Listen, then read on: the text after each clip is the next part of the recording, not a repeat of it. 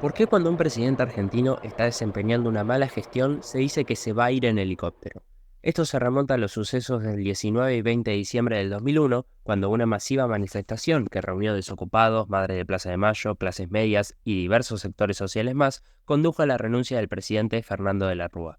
Para comprender el porqué de estos sucesos, debemos ir un poco más atrás. La llamada crisis del 2001 no tiene una sola causa, sino que es un combinado de razones políticas, económicas, sociales e incluso sindicales que confluyeron en el estallido de un modelo económico y político del país.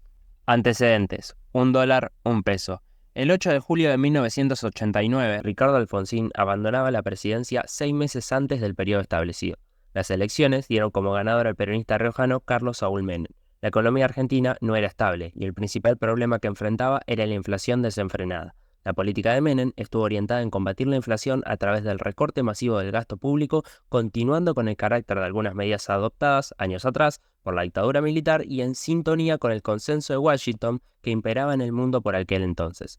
¿Qué quiere decir esto? Se entendía que el mercado debe estar libre de trabas políticas. Así, la mano invisible del mercado asignaba correctamente los recursos y la riqueza, generada por los más ricos que se derramaba hacia los más pobres.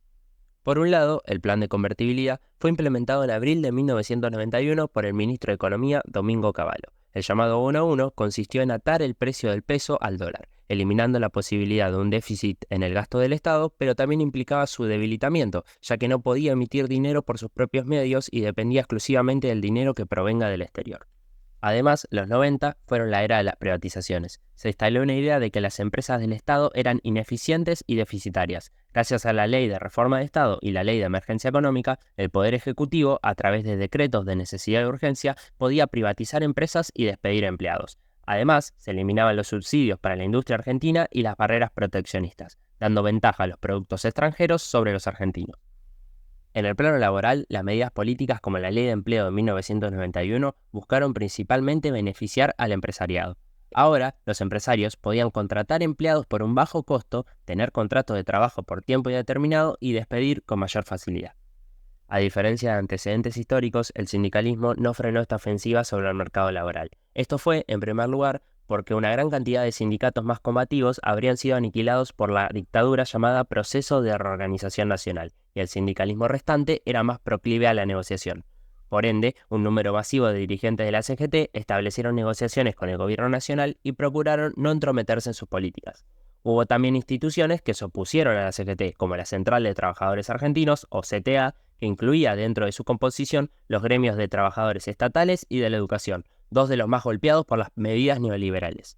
Otro actor importante fueron los movimientos piqueteros. Como la fábrica ya no era un lugar para representar a los trabajadores, poco a poco el barrio comenzó a transformarse en un entorno de reunión para los desocupados. Su principal accionar de lucha consistía en cortar la ruta con el objetivo de visualizar su situación y oponerse a los despidos masivos y privatizaciones. Poco a poco, lo que comenzó como un movimiento espontáneo se fue transformando en una identidad importante para muchas personas, que le permitió escapar de la vergüenza de estar desempleado y pelear por sus derechos.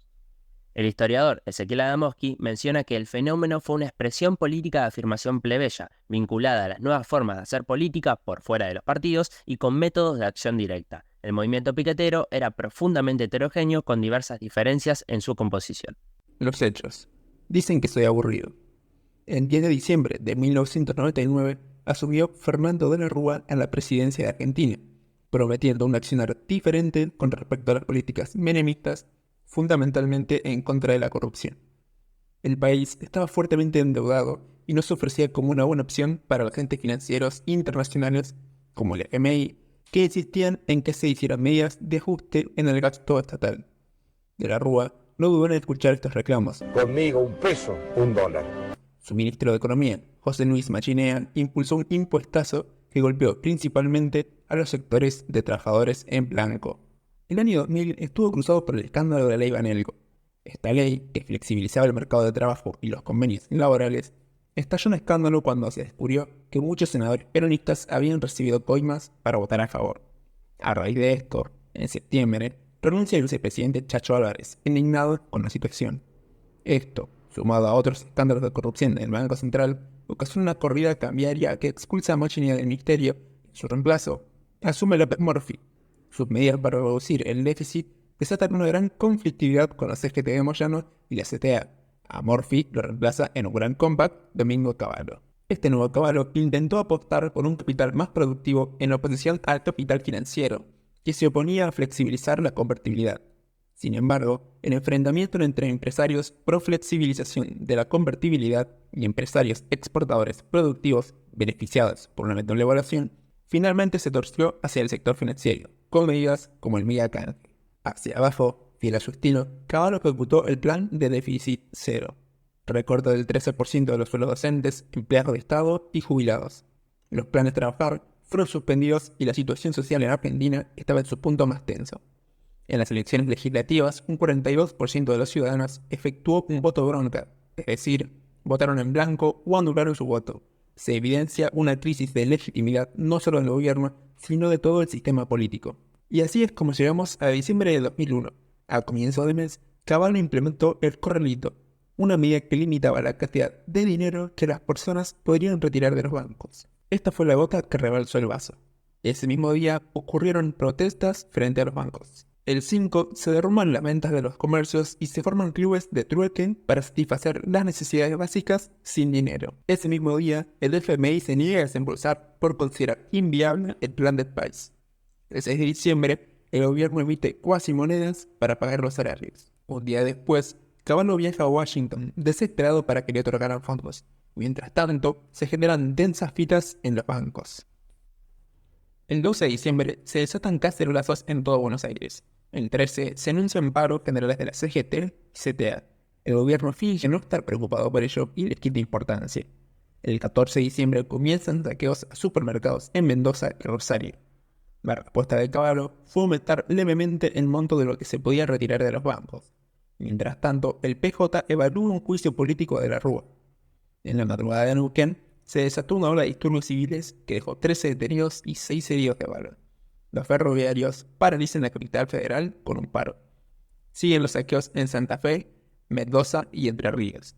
En Avellaneda, un contingente de manifestantes ocupa una cadena de supermercados y reclama que se otorguen alimentos. El 17, la policía reprime en Mendoza y en mercados de Buenos Aires. Se extienden los cacerolazos y cortes de rutas. El 18 se recrudecen los saqueos, las tomas de comercios y los reclamos de comida. El gobierno se ve obligado a entregar 200.000 kilos de mercadería a algunas zonas vulnerables. Hay incidentes en el sur del conurbano, Lomas de Zamora, Lanús y Avellaneda. En el 19 la situación era insostenible. Saqueos e incidentes en las principales ciudades del país. Los enfrentamientos entre la policía y la gente dejan un saldo de 10 muertos, 500 detenidos y centenares de heridos. Empiezan cacerolazos en todo el país. De la Rúa decreta el estado de sitio y la gente sale masivamente a la calle al grito de que se vayan todos. Cavallo y el resto de su gabinete presentan la renuncia. El 20 de la mañana, la policía montada llega a la plaza para reprimir y viste brutalmente a los manifestantes, entre ellas las madres de Plaza de Mayo. Entre balazos de goma, detenidos y muertos, a las 19:52 de la Rúa renuncia y abandona la casa de gobierno en helicóptero. Desenlace: el 2001 y el presente. A la renuncia de la Rúa le siguieron 5 presidentes en una semana, culminando en la asunción del entonces gobernador de Buenos Aires, Eduardo Duhalde. Este logró estabilizar la economía y comenzó una reconversión del modelo con leyes favorables a las empresas productivas y exportadoras. A todo esto, el conurbano bonaerense sería una anarquía de saqueos, detenciones, muertes y policías heridos que el nuevo gobierno buscó frenar con la represión. Con la muerte de Maximiliano Costecchi y Darío Santillán en 2002, quedó claro que no se podía lograr una estabilidad institucional mediante la represión. Los gobiernos siguientes utilizarían otros métodos basados en las ayudas sociales y la institucionalización de este movimiento popular. La historiografía todavía no tiene un consenso en torno a las lecturas de lo ocurrido. Lo que parece claro es que no fue solo un factor el que determinó la explosión, sino que fue un proceso multicausal que conjugó diversos actores e instituciones, culminando finalmente en el estallido de diciembre.